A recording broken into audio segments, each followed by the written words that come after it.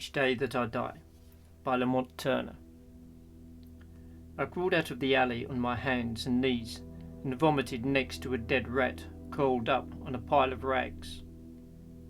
That was the kind of day I was having. Lately, it has been the norm. "You okay, buddy?" a man asked.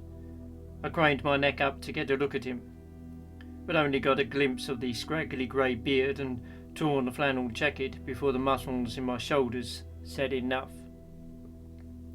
I collapsed like a pile of bricks resting on a sheet of wet cardboard. I tried to hold off the darkness as a pair of mismatched shoes came into view and a finger poked at my back.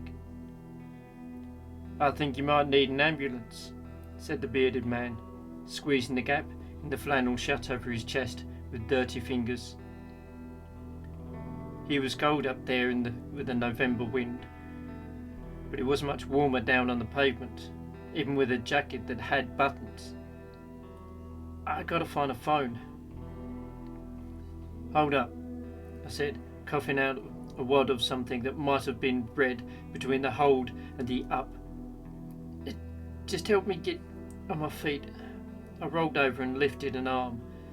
He hesitated a moment, grabbed the arm and tugged at it.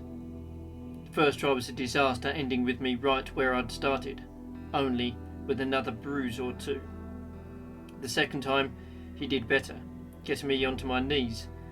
I hung there for a minute or two, sucking in as much cold air as my cracked ribs would allow, then grabbed a hold of the hem of his jacket. With one of his arms under mine, I managed to put the soles of my shoes on the pavement. After taking a few seconds to clear my throat of clots, I mumbled something I hoped sounded enough like "Get me to my car" for him to understand, and nodded at the yellow 1978 Nova parked on the other side of the street. It turned out to be a language he spoke. We performed a duet of grunts as he frog marched me to the car, propping me against the driver's door. I took his hand on my chest to keep me there. "You can't drive in your condition," he said, the whiskey in his breath almost bringing me around, but not quite. Aren't we fine?" I muttered before passing out. I woke up on the leather couch under a ceiling fan that squeaked every third time around. I counted 7 squeaks before Marcy, my secretary, noticed I had my eyes open. "Where am I?" I asked in a voice that sounded like my grandfather's the day before he died of throat cancer. "Heaven," Marcy said, hovering over me like a worried mother, or maybe a buzzard. Heaven looked a lot more like her apartment. "Okay, how'd I get here?" I asked, trying to peel myself off the leather couch, only to get shoved back down onto a damp pillow, probably with more force than was necessary. "The man who found you went through your phone," she said, adjusting the bag of ice on my shoulder. It was then I noticed my jacket and shirt were gone. "He saw I was the last person you'd called, presumably after he got past the naked photos Mrs. Waller keeps sending you, which you might want to discourage if you don't want to be named in the divorce case. You don't have to worry about repaying me for the $100 I paid for the babysitting your corpse. It came out of your wallet." "He earned it," I said. "I'm surprised he didn't call an ambulance." I asked him about that. He claimed the hospitals were all run by lizard people, and if you called them, they would have put a computer chip into your brain. "Makes sense to me," I said. "And what about you? Why didn't you call for one?" "Same reason. I've seen you in worse shape than this. If that hole in your shoulder hadn't stopped bleeding, I might have handled it differently. Any idea what made it?" "The tip of a very big knife," I said. I knocked it out of the guy's hand before he had a chance to introduce my insides to the rest of it. Any reason you were in an alley playing pincushion? More like a punching bag. The pin only came out so he could give me his knuckles a break. Who was he? She asked, adjusting the blanket slipping off my legs as I tried to sit up again.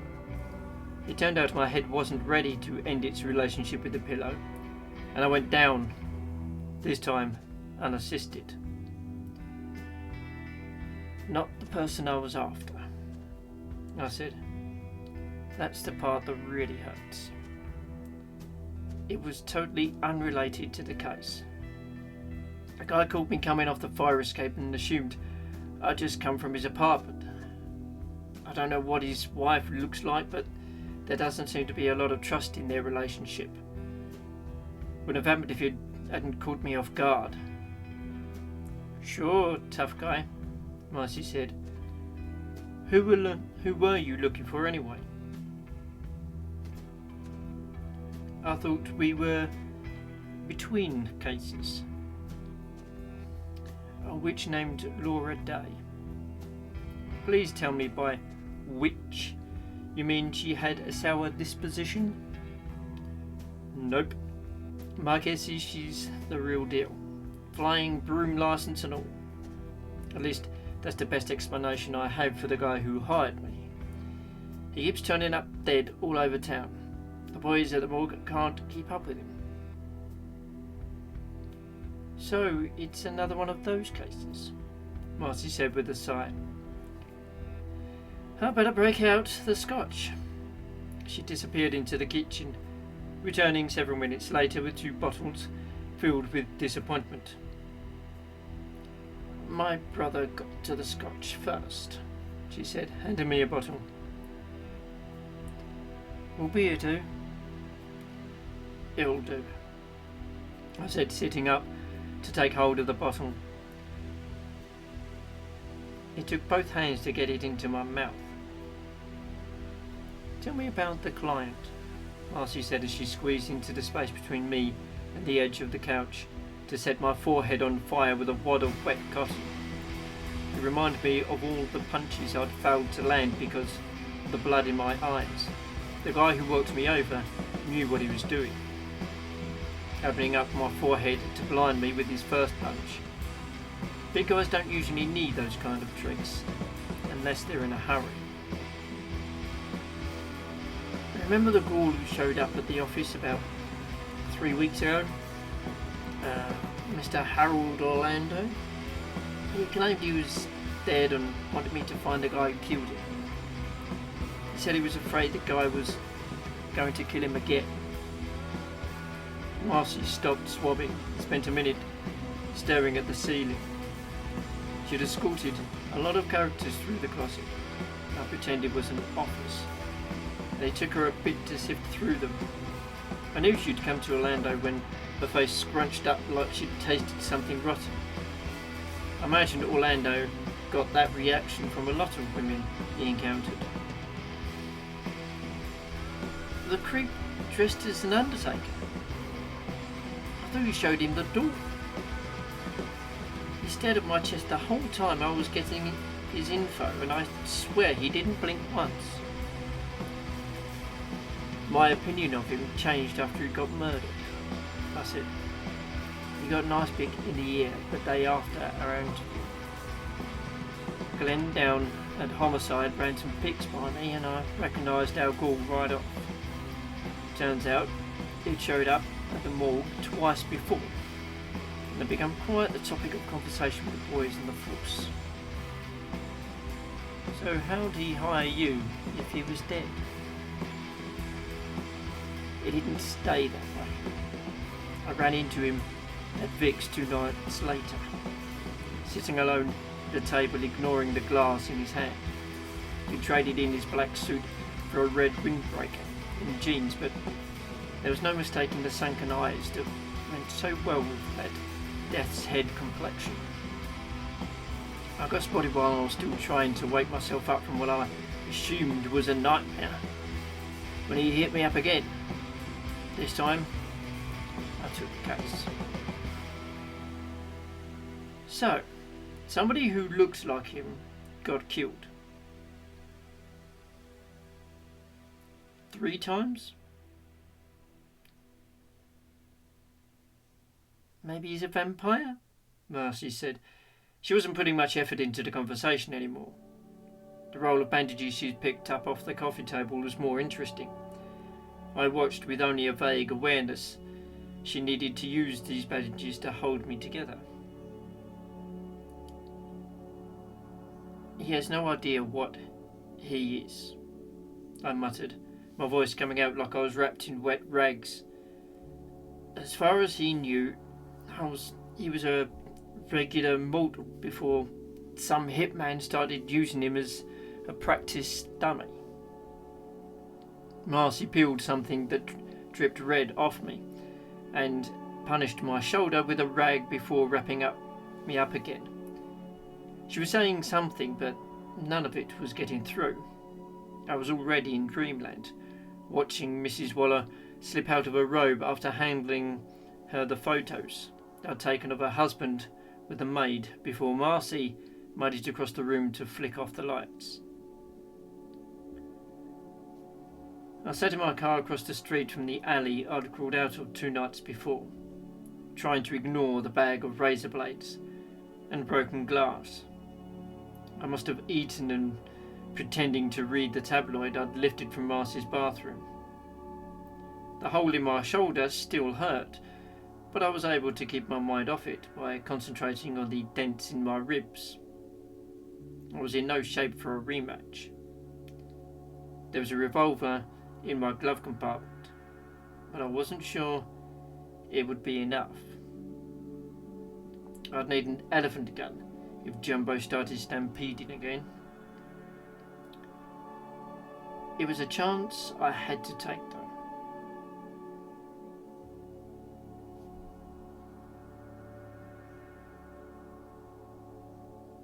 Since my only lead had been inconsiderate enough to live next to the cage where Jumbo kept his wife. I looked at the picture laid out between the pages of yellowed newsprint. It was creased and tattered around the edges, like somebody had spent a lot of time making love to it. And an out-of-focus version of Lando stared back at me from under a stone arch adorned with angels. But the woman he had around his arm only had eyes for him.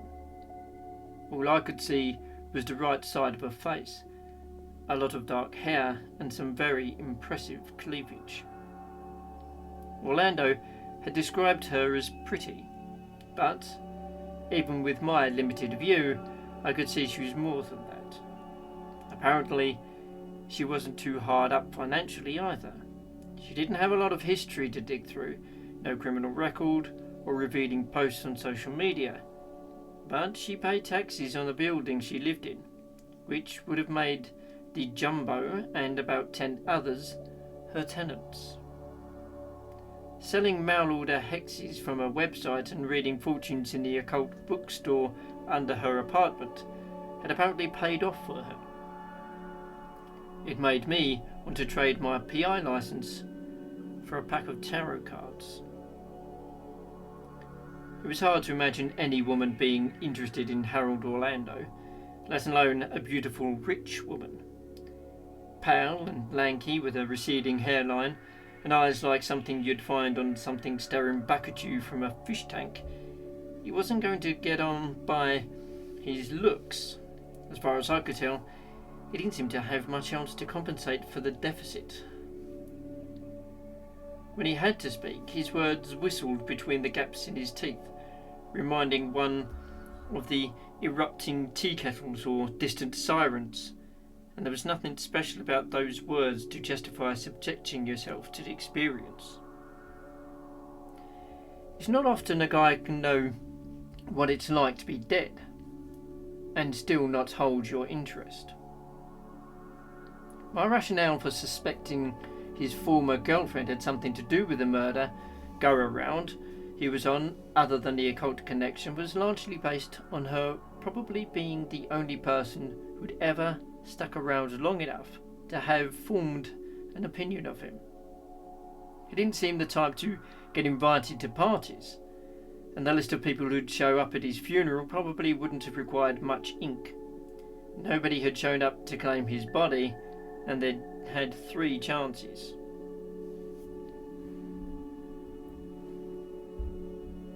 Just recalling Orlando's monotone recitation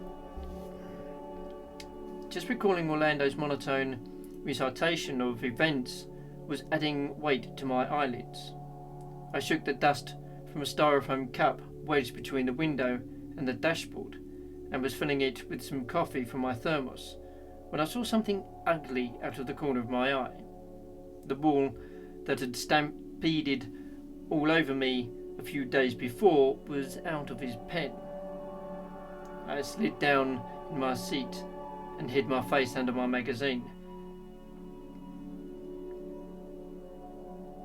But it was too late. There was a loud thump on the window next to my ear, followed by an earthquake. "Get your ass out!"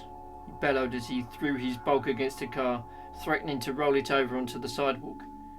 When the car proved to be too heavy, he resorted to pounding on the roof. I thought about showing him my revolver, but there was a slight chance that might scare him off. The car belonged to my old man, and I took the dents he was putting in it personally. Saying goodbye to my common sense, I slipped on the brass knuckles in my pocket and shoved the door open, knocking him back into the path of an oncoming Volvo. The Volvo stopped before doing my work for me, but the time the ball took around to pound on its hood gave me a chance to blindside him. I threw the brass knucks at his ear, trying my damnedest to punch through his head.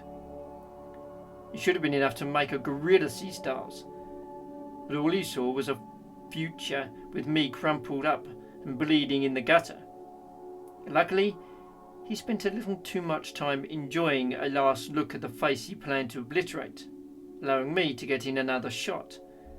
This one let all the blood out of his lips and finally made the stars come out for him.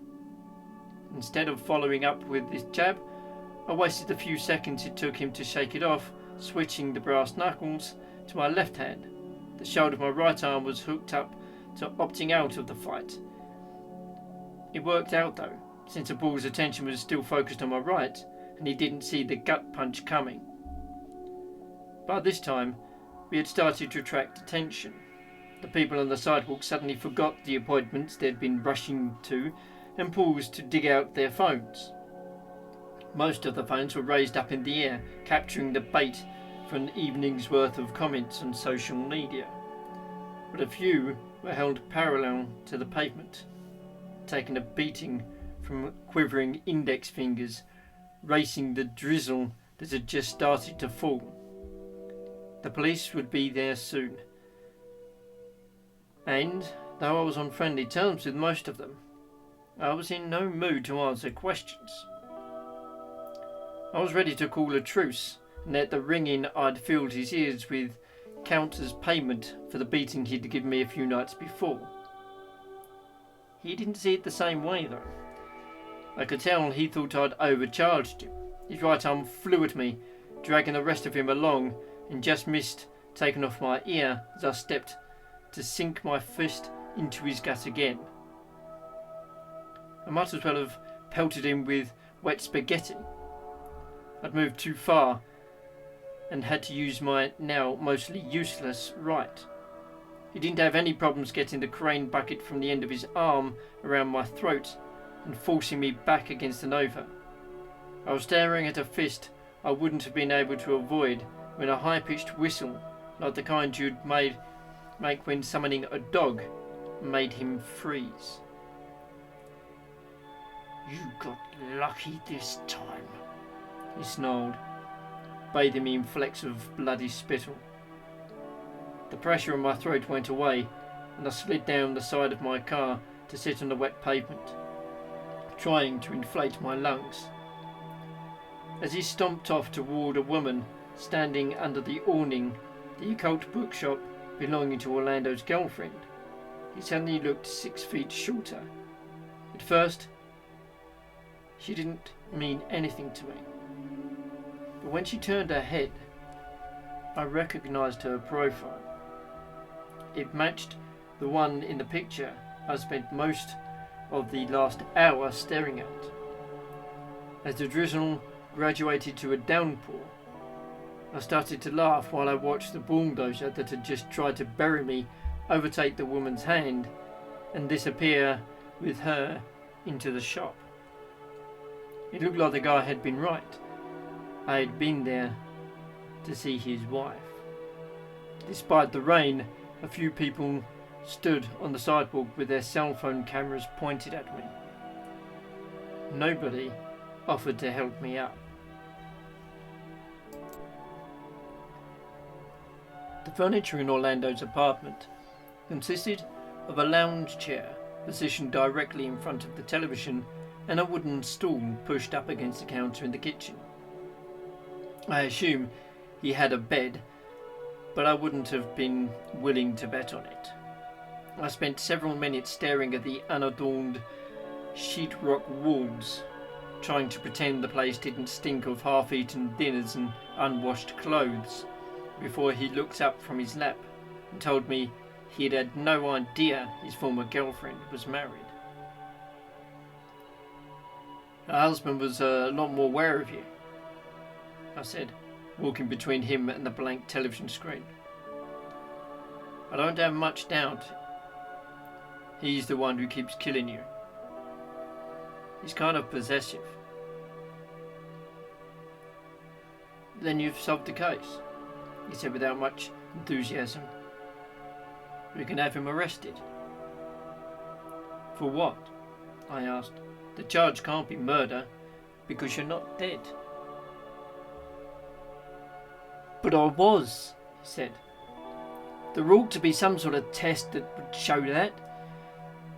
Sure, I scoffed. Why not have them test you for lycanthropy while you're at it? Maybe we can get him for assault, but you're going to have to come up with more than you've been given. I told you I never got a good look at him. I couldn't even say it had been the same man each time. Great, I said, loosening my tie from around the purple splotches on my neck to better suck in the stale air. Then we got nothing. My best advice is to stay away from the ex-girlfriend and hope you never run into him at the mall. Sooner or later, you're going to run out of lives. I can't do that, he said, staring through my chest like he was watching something on the TV behind me. I love her. That was a new one. I'd assumed his problems had started because witches don't take well to rejection. It turned out zombies don't take it any better. When's the last time you saw her? Not since I came back, he said with a hint of exasperation that would have been easy to miss for anyone not versed in the nuances of his laconic demeanour. She won't answer my calls. I assumed it was because she had something to do with what's been happening to me. I don't know how she's involved, but I forgive her. I just want it to stop so we can be together. Tired of watching him stare at my shirt buttons, I turned toward the wall to clear my head and noticed a plug that went to the television sitting on the floor under the outlet. That's when I became aware of the silence. Usually, apartments are full of noises. We usually don't notice because we're so used to them, like the ticking of a clock, the dripping of leaky faucets, and the hum of appliances. I heard nothing. I left him sitting in his lounge chair and went to the kitchen. Opening the refrigerator, I was greeted with empty shelves and stale hot air. I looked in the pantry and revealed more empty shelves. I flicked a light switch Nothing happened. The faucet hanging over the sink didn't work either. How long have your utilities been off? I shouted, but he couldn't hear me over the noise the television wasn't making. The show playing in his head demanded all of his attention. His cell phone was on the kitchen counter. Since he'd checked out, I had to get my answers any way I could. I made the screen of his phone light up. The home screen proved Orlando was a liar. He had another picture of Laura Day, and this one was head on and crystal clear.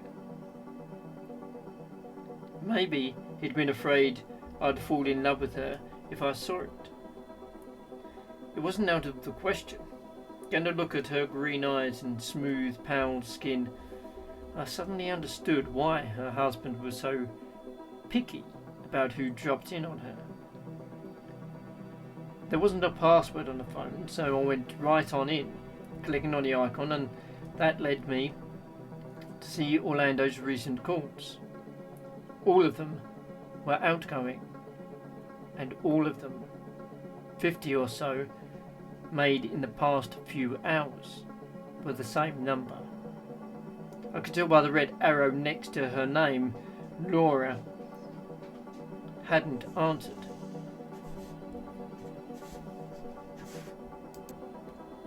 I punched Laura's number into my phone and tried my luck. It was better than Orlando's. She picked up on the second ring. "Hello? Who is this?" said a voice I could imagine seeping from between the lips of the angel in the photo. It was soft and husky, like the voice of a mother who had just left her conjugal bed to comfort a crying child. There was something both soothing and dangerous in it, like the purr of a panther. "My name is Robert Doverman. I'm a friend of Harold Orlando. I'd like to talk." I expected her to hang up, but the soft panting in my ear told me I had her. She was curious. "Think you can get King Kong to set you down long enough for us to meet?"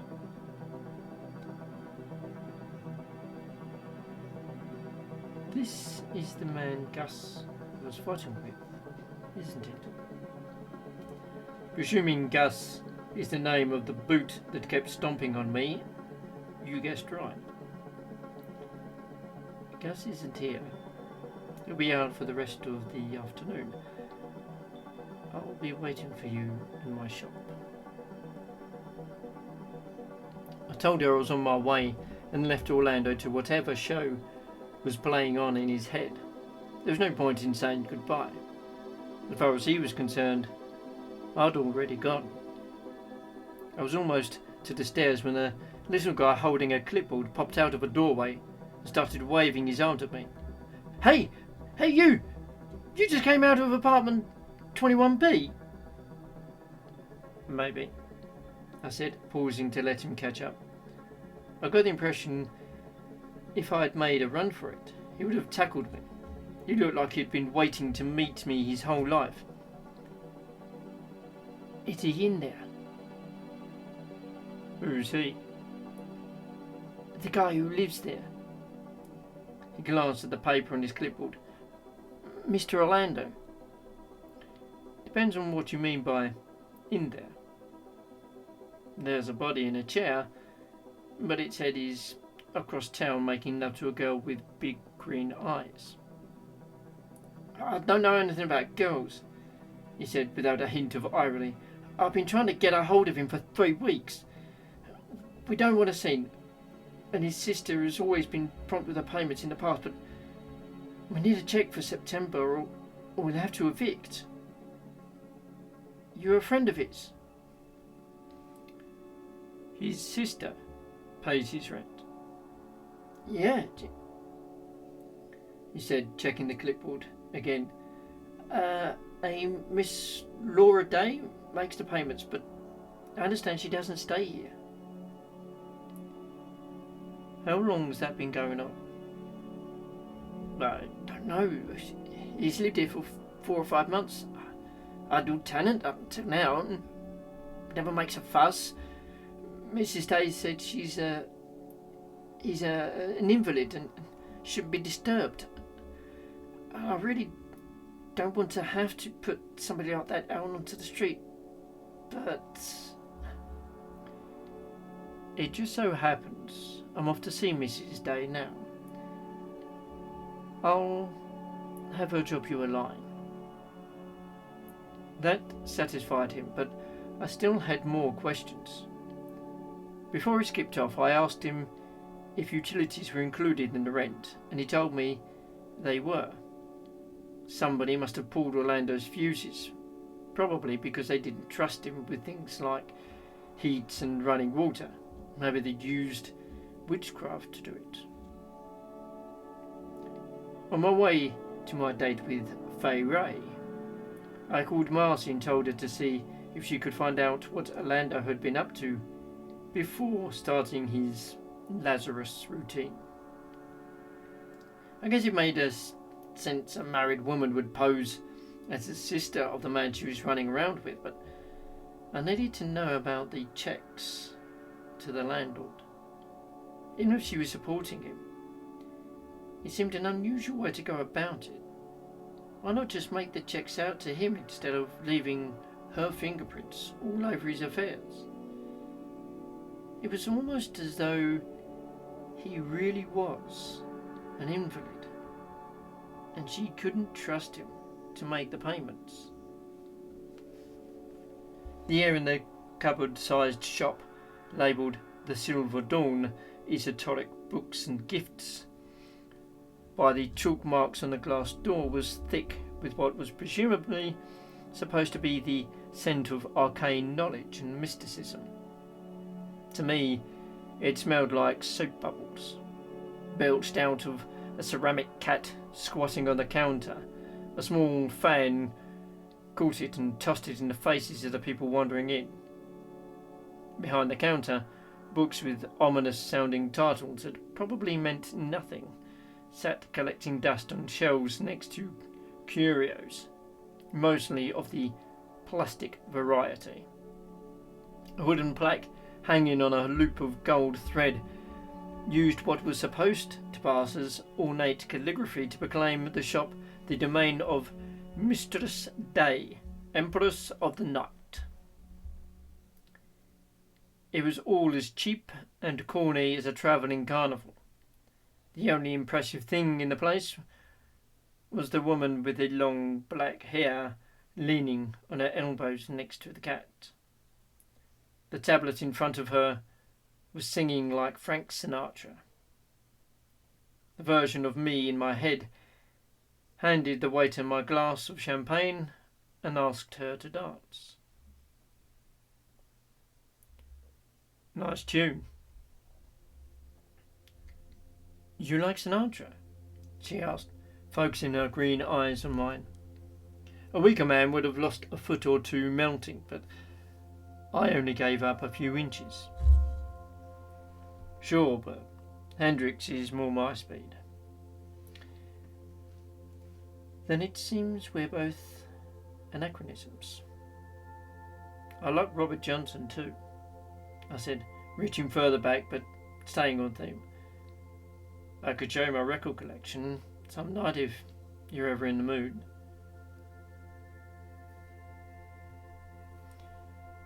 You could, she said, straighting up to run her black nailed fingers through her dark hair, sweeping it away from the cleavage exposed by a half-open blouse, her gaze never leaving my face. After you tell me about your interest in Mr. Orlando. Mr. Orlando? That's a little formal for a guy you've been bending the laws of nature to be with. How many times have you gotten him killed now, anyway? Her nails stabbed to the counter and her lips tightened, probably to hold in the flames that were lighting up her eyes. The conflagration only lasted a second before being snuffed out by the bell over the door announcing the arrival of another presence in the shop. But it was enough to make me regret leaving my whip and pith helmet behind. The old lady who had wandered in gave the place a sniff, wrinkled her nose and squeezed into her elbow on her way back out. Mistress Day scowled and reached into the cat's belly to snuff out the incense with a metal cone. She reached up to brush the wind chimes hanging above the counter while giving me a playful grin, then sauntered past me to lock the shop door and pulled down the shade that read "Desk Lock" from where I was standing. A second later, she was standing in front of me, opening her blouse just enough to show me she didn't care for bras. Her arms went around my neck and pulled my face down so my lips mashed against hers. It happened so fast I didn't have time to devise an escape plan, though I doubt I would have had put much effort into it in any case. The incense smelled better combined with her hair, and whatever she had on her lips tasted like peppermint. I guess I should have been listening to the alarms going off in my head, but what was happening below my waist seemed more important. It wasn't the first time I'd gotten into trouble like that, but it was the first time I caught a ceramic to the side of the head. Laura seemed to evaporate as I stumbled back, checking my scalp for blood as I turned to see who was throwing cats at me. I wasn't too surprised to see Gus ducking under a dream catcher on his way to greet me. Maybe he thought pressing the automatic he pulled from his waistband against me would muffle the sound of the shot. Maybe he thought firing at close range would hurt me more. It's possible he didn't trust his aim. Whatever the reason, instead of firing from across the room, he charged at me, the gun waving in front of him. He gave me time to squeeze the trigger of the revolver in my jacket pocket. Better to have your coat ruined by bullet holes than bloodstains. Gus didn't jerk when the bullet hit him, and he didn't fire back. Instead, propelled by the momentum he had built up, he advanced a few paces before stopping suddenly to lift the black polo shirt off his belly. He ran a hand over his stomach and brought it up to his eyes to stare in amazement at all the red dripping off his fingers. The hate flowed back into his eyes, multiplied by 100, and his arm came up fast, the gun still attached to the end of it. I fired again. This time, the bullet knocked his head back, carrying a chunk of his brain with it, as it tore into the books on the shelf behind him. I watched him take out a shelf of bric-a-brac on his way down, and then looked around for Laura. She was gone. A search of the room behind the counter Gus had come out of revealed a door leading to a staircase. I thought about following it, figuring it led to Laura's apartment, but didn't. She was already long gone, going off to compose herself and work on the story she was going to tell the police. I don't think it had mattered to her whether he died or killed me and got sent away for it. All that counted was that she was rid of her husband. I didn't get a chance to give Orlando my report. The fussy little man with a clipboard had kept his word and put Orlando out on the street while I was busy killing Laura Day's husband and explaining why it had all been necessary to the police. There was never any question I wouldn't see the inside of a cell for dropping Gus, both of us having achieved some small measure of fame at police headquarters. I was generally well liked, or at least tolerated. Gus, however, hadn't ingratiated himself with local law enforcement. Taking him down had increased my popularity considerably. Nevertheless, I still had to answer a lot of questions and sign a lot of forms. I slept the whole following day and a half of the next, finally giving my body what it wanted. By the time I got around to Orlando, he could have been anywhere other than where I'd left him. Complicating the matter, Marcy had failed to turn up anything on him, not even a prior address. As far as we could tell, Harold Orlando hadn't existed before the day he first showed up at my office, claiming to have just started on his third life. I spent another 2 days helping a blind pawnshop owner catch the employee who'd been cooking the books to cover the jewellery he'd been pilfering, and hoping Orlando would check in. He didn't, but the police finally got a match on the prints they'd lifted from him at the time he'd checked in at the morgue. The name that went with him wasn't Harold Orlando. The prints had belonged to a small-time hustler named Wally Crandall, who'd been MIA since he'd pointed out some of the bigger fish in the pond after he'd been reeled in for scribbling on checks attached to other people's accounts in Indiana. According to the prevailing theory, those bigger fish couldn't care for the attention, and Wally got devoured as soon as he'd made bail. Without Wally's testimony, the big fish were off the hook. The cops had to throw them back onto the streets where they were the ones dangling the lines, working the smaller fish like puppets, occasionally tossing one to the police to when the cops seemed too hungry. The guy I needed to talk to was a throwback who went by Tom Wagner when he wasn't going by the number on an orange jumpsuit. Not civilized enough to rise much higher than the bottom, despite a talent for brutality, valued in his line of work, and a reputation for never leaking more than grunts. Wagner would have been a top contender for the Crandall job. Recently relocating after exhausting his welcome in the Hoosier state, he held court at a warehouse at the river where he had presided over the distribution of gumballs and plastic junk for novelty shops and vending machines. I found him sitting behind his desk, getting his lap warmed by a fairly expensive ass. Sapphire and I were old friends.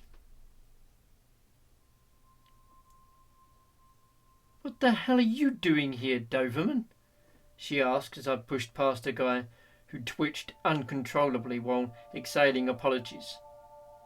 Twitchy called a break. Wagner was more interested in how his lap ornament knew me than in how I'd managed to muscle past his goon.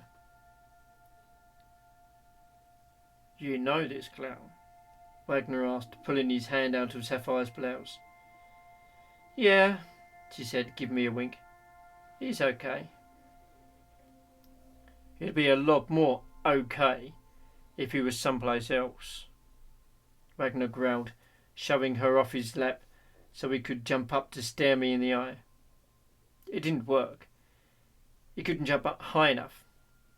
I kept waiting for him to grow a few more inches, but he stopped my collarbone. His height, or lack of it, was probably his key to success. Coupled with his bald head and thick horn-rimmed glasses, he wouldn't have seemed threatening until he was standing over you with your blood on his hands. "Sorry to intrude," I lied. "I just have a few questions to ask about Wally Crandall. Know him?" "I used to," Wagner said, the hand that waved me off accompanied by a snort. It was supposed to come off as contemptuous, but it sounded more like an allergy attack. The guy was a dipshit. He knew better than to show up without making any appointment, though. "I heard he doesn't make many appointments these days. Any idea where I can find him? I don't keep tabs on your boyfriends. Go check under a rock. Is that where you left him? I asked, leaning over his desk so he could feel my breath on the top of his head. Maybe you should have told him to stay put. He didn't back up or soften the gaze burning through my head, but his lower lip quivered just a little. What's that supposed to mean? It means you botched the job. Crandall's been spotted above ground.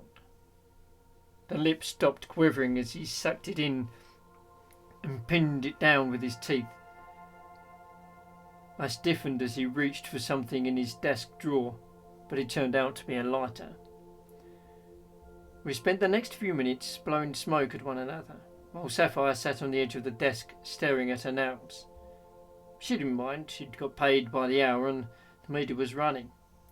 The standoff finally ended when Wagner dropped down in his seat and shooed me off with a flick of his thick wrists. Scoot, he said. I've got nothing to say to you. And take your friend with you. Sapphire sneered at the wad of cash he had tossed across the desk at her before snuffing it into her bra. As soon as we'd cleared the room and said our goodbyes to Twitchy, who had been listening just outside the door, I got an elbow in the ribs. Get what you're going for? Sapphire asked. You just cost me plenty. I had plans for that putz. I waited until we made the parking lot to dig a few hundred out. This isn't as much as you would have got from Wagner, but you'll come out even when you subtract what you would have spent on soap and hot water, I said, adding the 100 to a bank account. That got me an extra set of bright pink lips on my cheek. And that guy you were asking about, I knew him, she said, tugging at the edge of her bra, trying to accommodate the extra padding.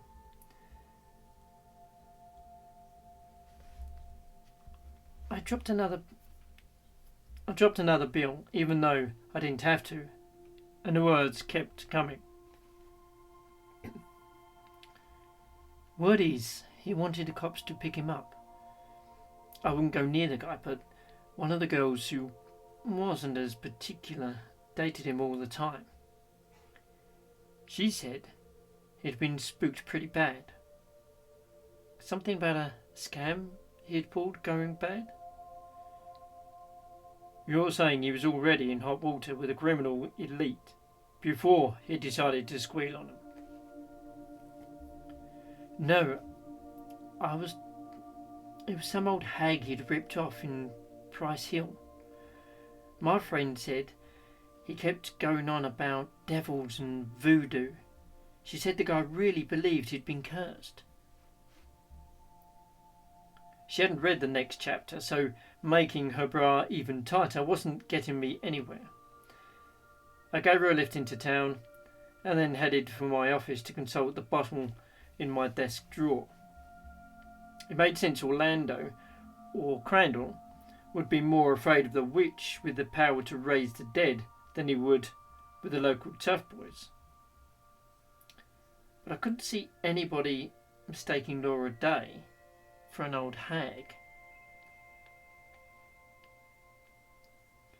Sapphire had mentioned Price Hill, so I figured I'd do some exploring, searching the internet for any witch fingerprints on the map. I was 2 shots into the bottom when a story about grave desecration popped up. Satanic rituals in St. Anthony's Cemetery, read the headline. But what caught my attention was the picture under it. There was the arch from Orlando's picture, only instead of a happier couple, there were bones scattered under it. I got out the picture to compare and counted the same number of stone angels. unable to make the words big enough. I pressed my dollar store glasses against the screen and read about headless roosters and dug-up graves, though the custodian had insisted all of the corpses were accounted for. My guess was Wagner liked to dispose of his trash in newly dug graves, dropping the bodies he made on top of the ones already planted and covering them over. Unless somebody got an itch to exhume the grave's official occupant, nobody would ever be the wiser. Only Laura Day had screwed up the plan.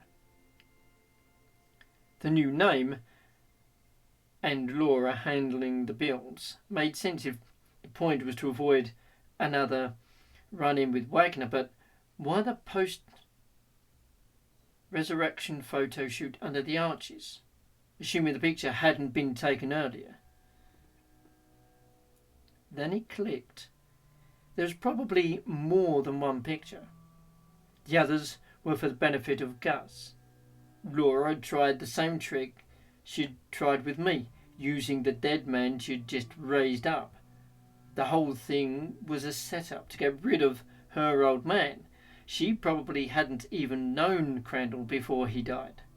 The only question was how she had known about the hit and where Wagner had stashed her patsy.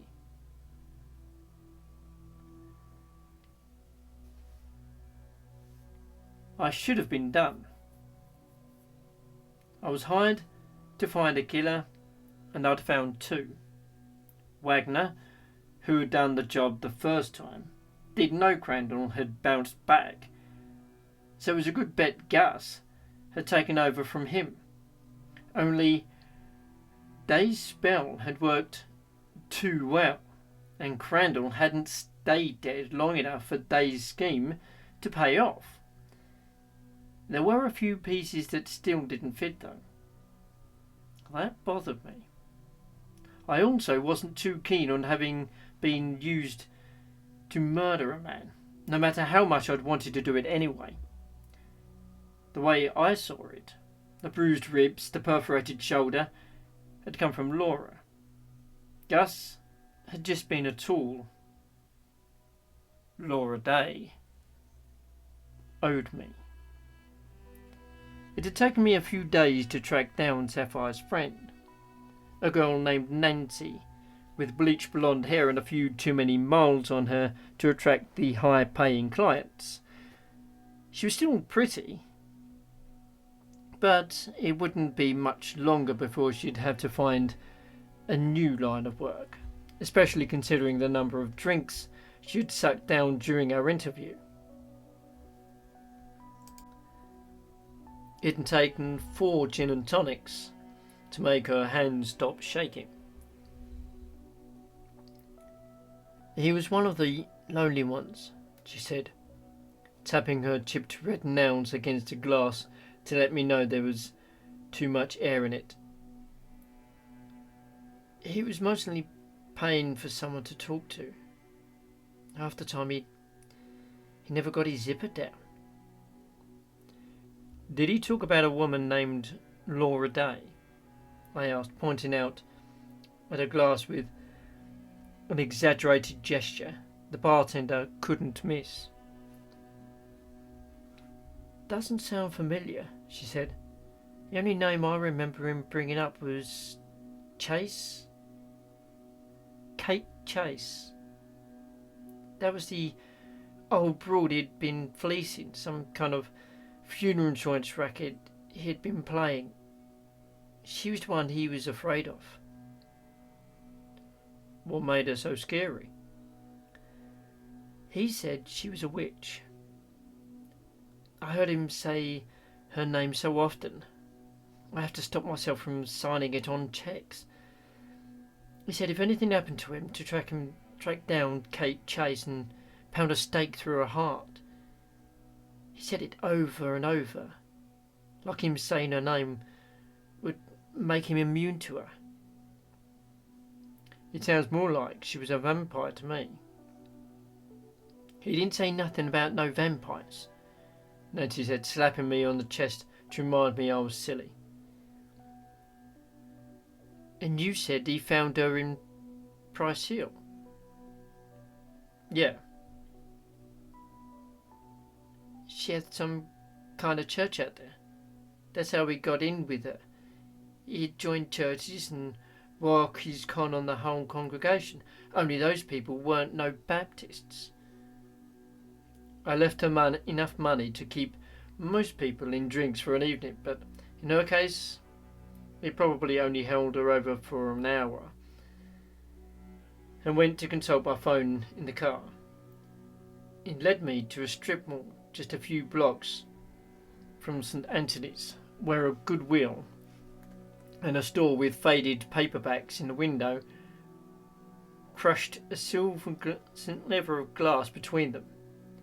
The glass sported a metal handle running down the side that opened, and a chalk flame smeared over a cardboard sign identifying it as the entrance to the Temple of the Eternal Flame. The bell over the door only managed a dull clack as I walked in, but it was enough to get the attention of the old woman sitting on the edge of the folding metal chair in the corner. The card table in the front of her wobbled as she tapped a pen on the clipboard duct taped to the top. "Sign in, please," she said, the smile she was trying to muster dying under the weight of her jowls.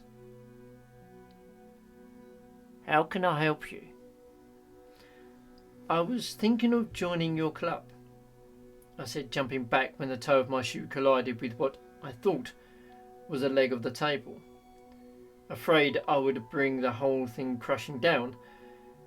It turned out to be a wastebasket full of candy wrappers. Bending over to sign, I could smell the butterscotch and the woman's breath, mingled with the strong minty odour of an analgesic. It made the bourbon in my stomach gurgle into the back of my throat. I choked it back down and stepped away to catch a refreshing breath of dust and mildew. Above me, the stained ceiling panels sagged and the red carpet under my feet felt slimy, even through my shoes. "Who recommended you?" the old woman asked, the hard candy in her mouth rattling its dentures. "Laura Day," I said. If the name meant anything to her, she didn't show it. Her head tilted toward the door opposite the one I'd come in, and I was handed a paper name tag marked up with black marker. "Just peel off the black," she said. "I think I've got it," I responded, patting the tag on the breast pocket of my jacket.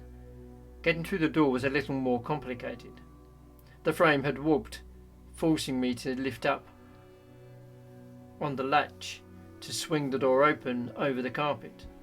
The hinges announced my presence as I entered a room full of more than those uninviting metal chairs set up in rows before a low dais. The curtains behind the platform were blue with yellow stars, looking like they'd belonged on a vinyl sky outside somebody's shower. I was a few steps in when I heard a cough. Turning, I saw a woman, who could have been the grandmother of the one in the lobby, wedged between a walker and the wall behind me. She didn't waste time with introductions. "What you're looking for isn't here," she said with a voice she stole from a younger woman, an accent that couldn't place. "And what's that?" "What you've been chasing your whole life. Peace of mind." It was vague enough to have applied to anyone except me. Save the sales pitch for the rubes. I'm looking for something a little more specific. She glared at me for a few seconds and then said, "Wally Crandall." Her pitch was starting to be a little more interesting. "Is he here?" His mistress took him home. It won't matter though. He won't stay. He goes where she goes. The spell can't be unbroken. I was about to ask her to elaborate when the door hinges started crying. The man in the doorway was short, but the bulge in his coat pocket looked bigger than the hand in it. So when he called my name, I paid attention. "What are you doing here, Wagner?" I asked, making sure my hands were where he could see them, so we didn't have any fatal misunderstandings. "I've had my eye on you since our little chat in my office. Guess you ain't such a good detective after all." He was right. I should have spotted him, but I wasn't giving him the satisfaction of admitting it. "I guess I need to look down more," I said. "You jumped the gun. I haven't found him yet." "Yeah, but Grandma knows where he is, and she's going to tell me." "Right, Grandma."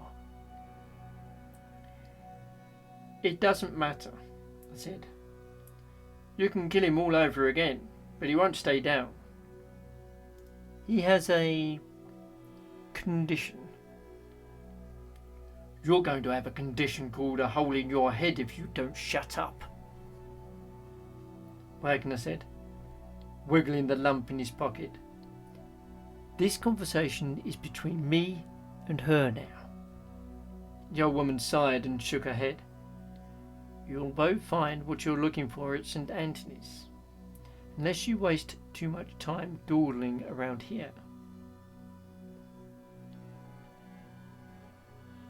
"The graveyard? That's right down the street," Wagner said. "What say we all make the trip together?" I was fine with going along for the ride, but didn't see the need to involve the old woman. I was about to say as much when I noticed she was gone. I was confused but relieved. Wagner took it harder. "Where the hell did she go?" he shouted, walking over to pound on the wall she had been leaning against. Keeping his gun on me, he crouched down and ran his hand over the carpet. After a minute, he rose in disgust and wiped the matter off his jacket along with the dirt he had picked up. It was too much for a brain as small as Wagner's. He was done with it. "Guess it's just you and me." "I guess so," I said, as he waved me on with his gun. I was relieved to find the lobby empty as we passed through. I'd been afraid Wagner might invite Mrs. Butterscotch to the party. Trying to be inconspicuous while tailing me, Wagner had borrowed a minivan, complete with bumper stickers to tell all the cars following him he was a member of the PTA and that he had spent time at Disney World.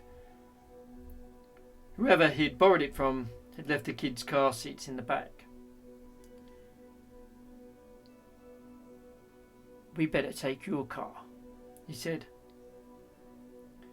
"Got tired of playing soccer, Mum?" I asked, digging my keys out of my pocket. "I promised my sister I'd bring it back without any bloodstains," he said. After the obligatory questions about the 8-track player under my dashboard, he was silent until we pulled into St. Anthony's. After we had passed under the arch with the angels, he directed me to keep driving until we came to an obelisk wrapped in stone vines.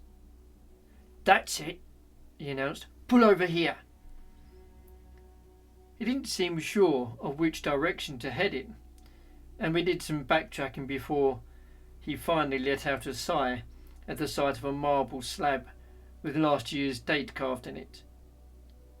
There was a mound in front of it, the dirt not having settled yet, but grass was already sprouting between the carpet of the dead leaves.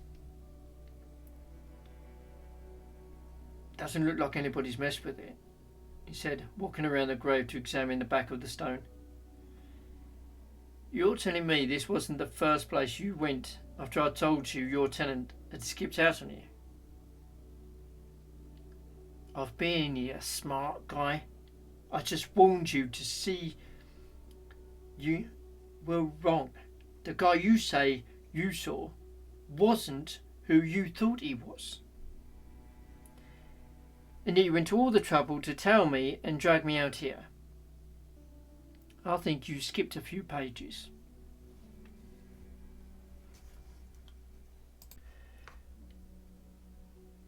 Okay, he said, giving the stone a kick. I thought I saw him too. It was before you showed up to ruin my day. A guy who looked like Crandall was crossing the street holding a bouquet of flowers. By the time I circled back around, he was gone. After you showed up, I thought you might be a chance he had a brother or something, and you were working with him, but you didn't hit me up for any money. I figured maybe he bailed on you with the evidence, and you were trying to find him to make sure you got your cut after you guys put the squeeze on me. You came up with all that, all on your own. That's a lot of assumptions based on some guy you thought you saw. I did see him, he shouted. It could have been Crandall's twin. He was staring right at me. I don't buy your blackmail story. I said, that's just something you came up with to calm your nerves. You're spooked. You know the man you saw was the one you murdered. His hand came out of his pocket, wrapped around a .38. He had no idea what was going on, but he knew it had something to do with me, and he had had enough of it. With my revolver in the glove compartment of the Nova, I had no choice but to let him sort it out. We'll know more and similar songs on Amazon Music. With my revolver in the glove compartment of the Nova, I had no choice but let him sort it out. I needed to make it more complicated. What about the old woman? I asked. What about her? We both saw her disappear. How does that fit into your narrative? You tell me, he said between clenched teeth. It wasn't hot, but you could have filled a mop bucket with the water dripping off his forehead. He wiped it out of his eyes with a sleeve not attached to a gun, then puffed out his chest, trying to convince me he wasn't falling apart. After a few seconds, another few seconds, and I'd be picking up the .38 out of a puddle if he didn't shoot me first. The gun went off. I dropped to the ground with the first shot and lay on my stomach with my hands over my ears. 5 shots later, the gun landed a few feet in front of me, and I looked up to see Wagner running down the hillside. I rolled onto my back to see Crandall staring down at me. One of Wagner's bullets had torn off his left ear, and there was a hole in his shoulder, but he didn't seem to notice. I stretched out my arm, and a cold hand clasped it, pulling me to my feet with surprising ease. She's here, Crandall said. She's in the chapel. Who's here? I asked, brushing the grass with my lapels. Laura, he said, his gaze set on the matchbox-sized cathedral in the distance. Crowning a man-made hill in the centre of the cemetery, its spires stabbed up from a tangle of monuments and trees like fingers clawing out of the dirt. It was where the dead huddled when the ground was too frozen to receive them, and the living said their last goodbyes to $10,000 mahogany boxes. It was where Crandall was going, no matter how many bullets were thrown at him. He plodded toward it like a thirsty man heading for an oasis. I stumbled along behind, a poor man Sancho Panza playing a squire to an undead Don Quixote. The door to the chapel was open. which was good for whomever had to have had it fixed. If Crandall found it locked, nothing was keeping him out. Not locks or guards or even death itself. As soon as we were in, I could see why. Huddled on the edge of a wooden pew, Laura Day sat shivering before the crucifix atop the marble altar. The .22 caliber pistol she pulled from under her cloak upon seeing Crandall wasn't for him. Too bad for her, she forgot about the safety, giving me just enough time to sprint past Crandall and pull the barrel away from a temple. "Let me do it!" she shouted, making a grab for the pistol I'd just taken from her. I shoved it down into the pew and hid the gun in my pocket. "Laura." Crandall cooed. "Laura."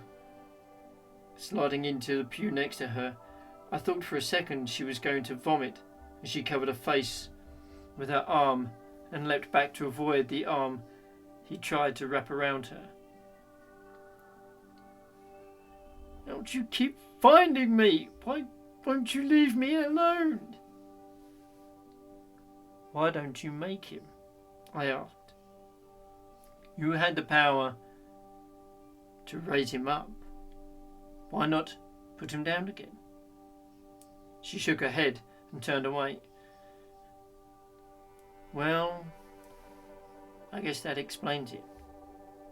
As a witch, you're a dud."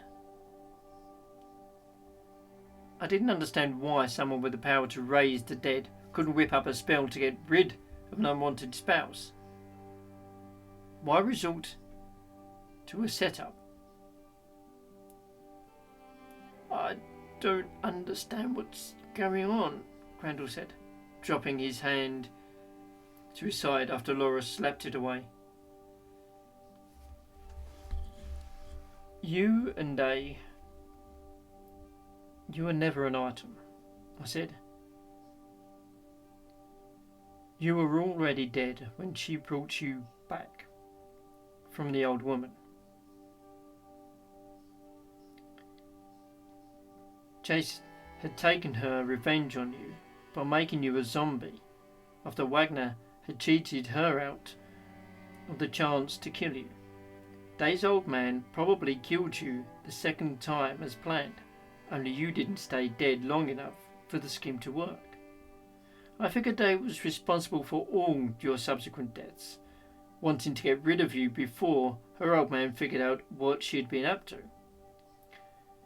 I don't know if Gus would have been smart enough to have put it all together, but it would have been rough explaining why you wouldn't stay dead." "Laura killed me." "Yep. You hired me to find your killer. There she is. I don't know what kind of spell the old lady back at the temple used to bring you back and tie you to her. But if anything should break it, knowing that should do the trick." It didn't. He dropped to his knees and hugged Day's legs. "I don't care," he said. "We belong together." Day started to stiffen, but went limp as a bullet fired from the doorway tore through her chest. A second bullet took off the top of Crandall's head before I could get my gun out and send a bullet of my own at the man standing in the chapel doorway. Wagner had rediscovered his nerve too late. My bullet caught him in the shoulder, causing him to drop his gun as it knocked him back against the doorframe. He was on his knees when I put him out with a kick to the face before heading back to the front of the chapel to check on Day. Sprawled across the pew, she and the plaster man on the cross stared at each other with blind eyes.